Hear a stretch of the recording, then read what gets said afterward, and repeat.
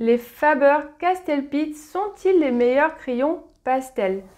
Il existe de nombreuses références sur le marché, il peut être assez compliqué de s'y retrouver. On a d'un côté les Stabilo Carbotello, de l'autre côté les Derwent, les Caran-d'Ache, pour ne citer que ces références-là. Pour vous guider et pour vous aider à répondre à cette question, je vous ai préparé une démonstration. La démonstration de ce toucan, avec comme seul support le papier pastel mat couleur lit de vin et un coffret de 36 crayons de Faber-Castell Pitt. En deuxième partie, je vous parlerai justement de mon ressenti par rapport à cette démo uniquement. Et en troisième partie, mon expérience de plus de 3 ans d'utilisation. Il faut savoir que les Faber-Castell Pitt, c'est le premier coffret que je me suis offert quand j'ai démarré le pastel. Donc j'ai vraiment hâte de vous parler de mon retour d'expérience. Donc on est parti pour la démonstration. Alors nous revoilà pour la couleur. J'ai pris le soin de gommer mon quadrillage tout autour. Donc on va pouvoir commencer tranquillement. Normalement le pastel ne se frotte pas trop, donc ça devrait bien se passer. Sinon on utilisera un papier cristal juste ici. Alors juste là on va mettre une petite touche de blanc pour la lumière, avec une petite touche de bleu, toujours pour la lumière.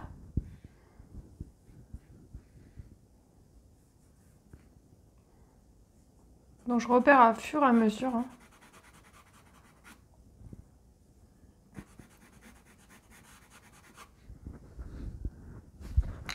Un petit peu de blanc au-dessus du noir.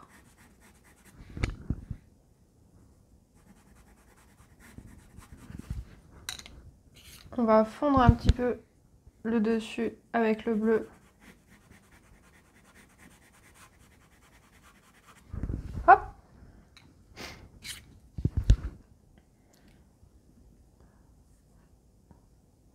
Je prends du blanc. Donc en fait sur le modèle, je viens chercher les lumières en fait.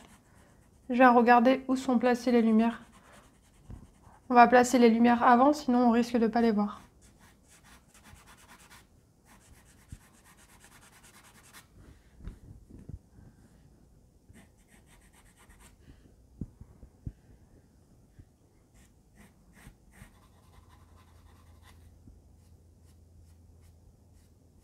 Donc quand on fait ça, ça adoucit vraiment le pastel et ça fait plus joli. Alors on continue. Sur toute cette zone juste au-dessus, on voit que c'est assez clair. Donc avec du blanc, avec un petit peu de bleu, c'est vraiment les couleurs qui vont me permettre d'ajouter de la lumière. On pourrait le faire aussi avec une couleur gris-bleu, comme le Carbotello. Par exemple, on a par exemple ces deux couleurs-là, en fait, on a le 722 ou directement le 724. Ça permet directement ici de ne pas faire le mélange de blanc et de bleu. Mais là, du coup, je suis uniquement avec ces crayons-là. Ça permet un peu de se challenger.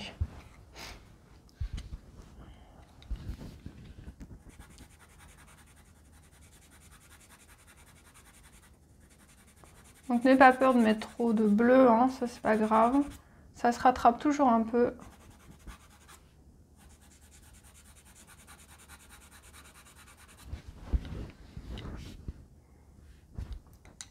Je vais repérer le noir.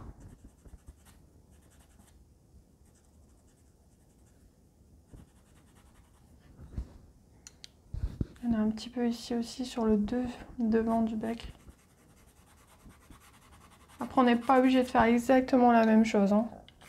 Faut vraiment... il faut accentuer les lumières, les ombrages, etc.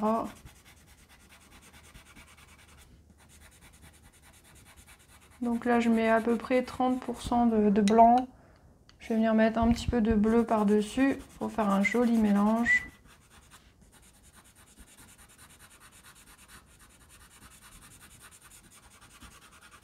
Donc là j'ai pas assez de pigment pour estomper. Je viendrai estomper après.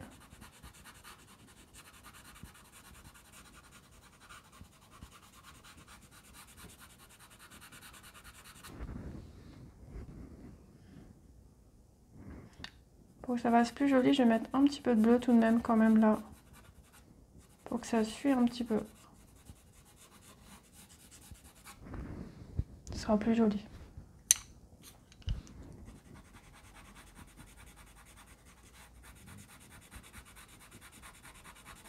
Et maintenant, je vais estomper avec un doigt propre, ma zone. Attention pour l'estampe de ne pas avoir un doigt humide. Ça dépendra de la saison qu'il fait. Ici, pour l'instant, il ne fait pas encore trop chaud. Quoi qu'on a une belle journée aujourd'hui, malgré quand on est au mois de octobre, que je dis pas de bêtises. On va utiliser les deux couleurs là. Donc, on a du bleu 143, qui est assez mi-sombre, mi-clair, et le 151 qui est vraiment très sombre. On va commencer avec le plus sombre, le 151. On va venir le mettre vers l'intérieur ici.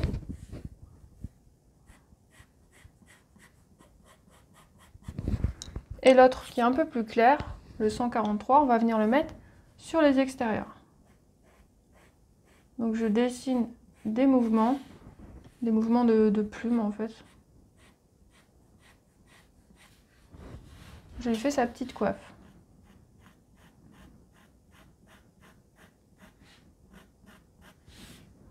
On va pas aller jusqu'en bas, sinon je vais me retrouver à devoir à frotter avec ma main, donc ça va pas le faire.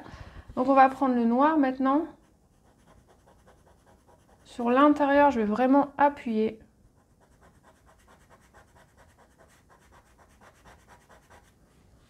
Je vais prendre le blanc.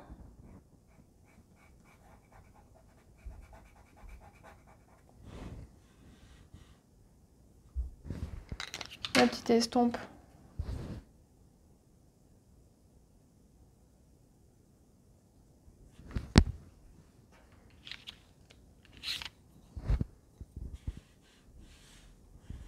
Attention, alors ici, la couleur blanche. Je colorie bien dans le mouvement en fait. Le mouvement des petites plumes qu'il peut y avoir.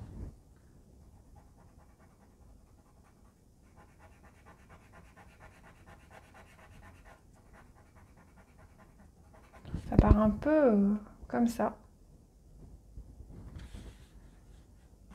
Là, c'est maintenant ces deux sens-là. On va placer tout de suite du blanc. On verra pour les couleurs un peu lumineuses après. Quand tu viens dans le bleu, tu essayes d'être plus délicat.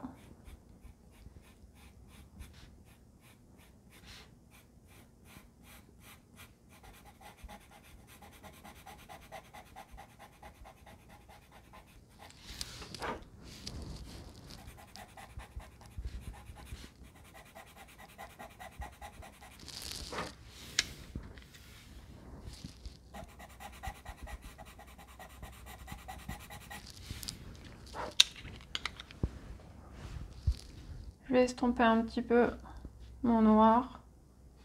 Pourquoi pas un peu dans le bleu pour créer quelque chose de fondu. Et avec mon noir à l'intérieur de l'aile, je peux faire des petits mouvements très légers.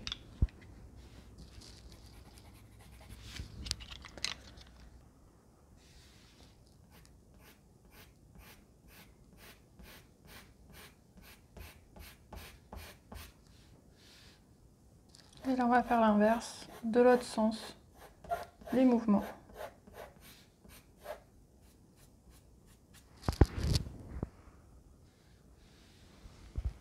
Je vérifie bien sur le modèle quand même. Ça a l'air d'aller dans ce sens-là en tout cas. Je dirais même que c'est logique d'aller dans ce sens-là. Mais jamais sûr. Hein. On va essayer de faire au plus joli. Le bleu.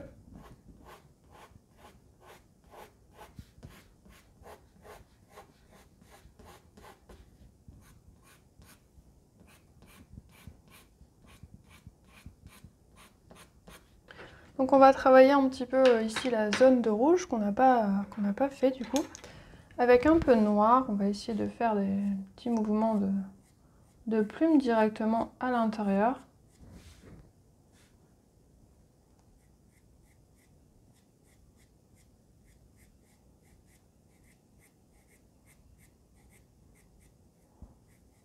On essaie de créer quelques effets de plumes. Hein. Et à faire des sortes de petits V à l'envers.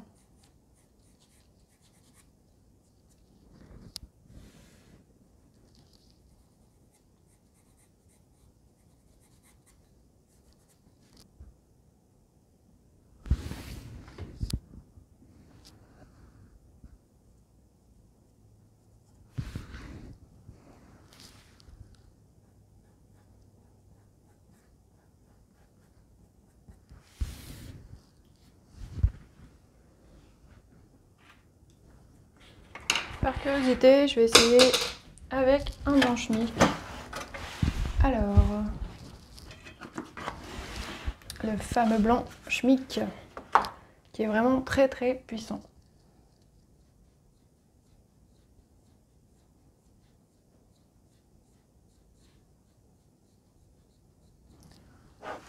Donc il marque un peu plus. Ouais. Directement, le blanc est beaucoup plus puissant. Donc dans l'ensemble, ça me paraît bien au niveau des couleurs, etc. Le travail est bien fait. C'est juste vraiment sur la couleur jaune qu'il y a eu une petite difficulté.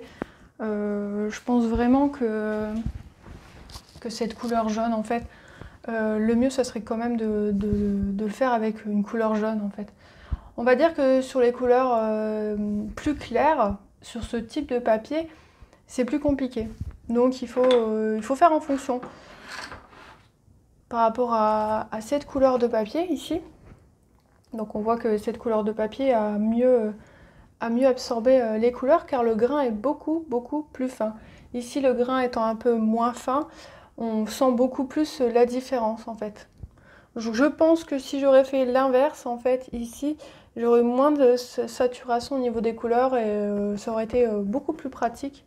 Je m'en serais mieux sortie, donc encore une fois, on ne sait jamais en fonction des couleurs. C'est toujours la surprise, voilà. Donc j'espère que le cours t'a plu. Alors je vais vous parler maintenant de mon ressenti par rapport à cette démonstration de ce toucan qui est juste ici. Pour les couleurs, elles sont bien intenses, bien accrochées. On peut voir que le pigment reste bien sur la feuille, que les couleurs sont bien intenses. Donc le bleu, le jaune, le rouge, le noir, les marrons, le blanc, etc. Donc ici, j'ai utilisé un coffret de 36 couleurs. Donc déjà, j'ai pu faire des mélanges plutôt sympathiques. Toutefois, il faudra faire attention au grain de votre support papier. Ici, par rapport à la couleur jaune, j'ai estompé avec une éponge pastel et j'ai eu ma feuille qui est un petit peu saturée. J'ai eu donc plus de difficultés à repasser avec la couleur jaune. J'ai dû m'aider d'un bâtonnet pour rehausser un petit peu la couleur parce que la couleur jaune pour moi était celle que je voulais faire le plus ressortir sur mon modèle. J'utilise les crayons Faber-Castell Pitt depuis maintenant plus de 3 ans. Régulièrement dans mes créations pour faire soit les détails ou faire une première sous-couche.